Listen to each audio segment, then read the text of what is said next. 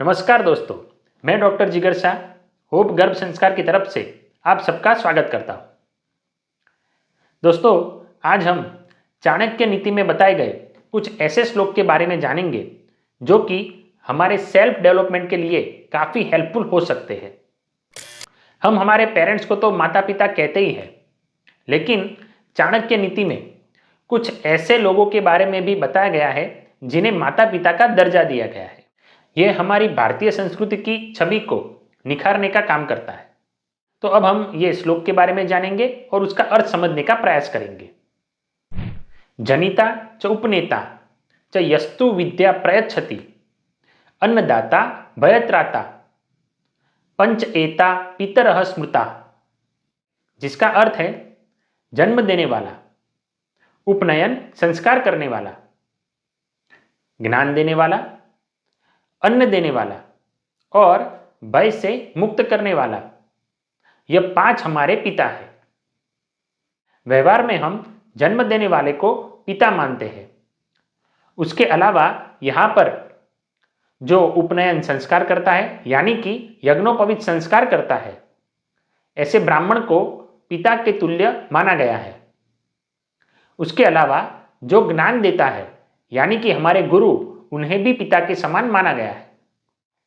अन्न देने वाला यानी कि जो अर्थोपार्जन करके अपनी कमाई से हमें खाना खिलाता है, या जहाँ पर हम काम कर रहे हैं या हमारे बिजनेस के जो कस्टमर्स हैं, वो हमारे अन्नदाता है जिन्हें हमें पिता तुल्य मानना चाहिए। जो भय से मुक्त करवाता है यानी कि हमारे अंदर अगर कोई डर है तो जो उसे दूर करता है वो भी हमारे पिता के समान है। आगे चाणक्य माता के बारे में बताते हैं।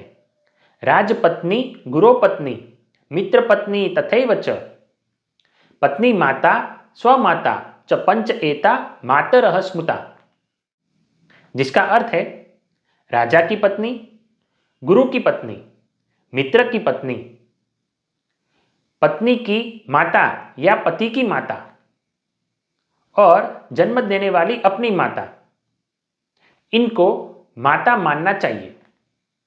यह चाणक्य समझाना चाहते हैं कि राजा के बाद अगर कोई प्रजा को सबसे ज्यादा प्रेम देता है तो वो है राजा की पत्नी। वो प्रजा को माता के समान प्रेम देती है, इसीलिए वह माता तुल्य है। उसके बाद आगे बताते हैं कि गुरु की पत्नी, जब ज्ञान लेने के लिए शिष्य गुरुजी के पास रहता है तब वह गुरु की पत्नी शिष्यों का माता के समान ख्याल रखती है, माता के समान प्रेम देती है, इसलिए वह माता तुल्य है।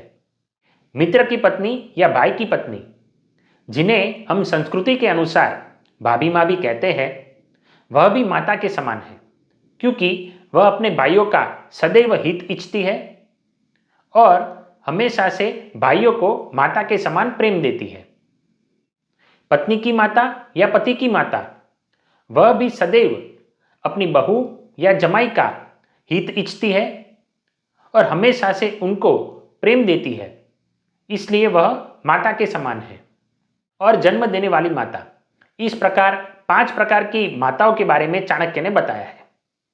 तो दोस्तों, इस प्रकार चाणक्य जी ने माता और पिता के विभिन्न रूपों के बारे में बताया है। क्या आप उनकी बात से सहमत हैं? कमेंट करके जरूर बताइएगा। आई होप आपको ये वीडियो पसंद आया होगा। इस वीडियो को लाइक करिए, शेयर करिए और सब्सक्राइब करिए हमारा channel for more information. Thank you.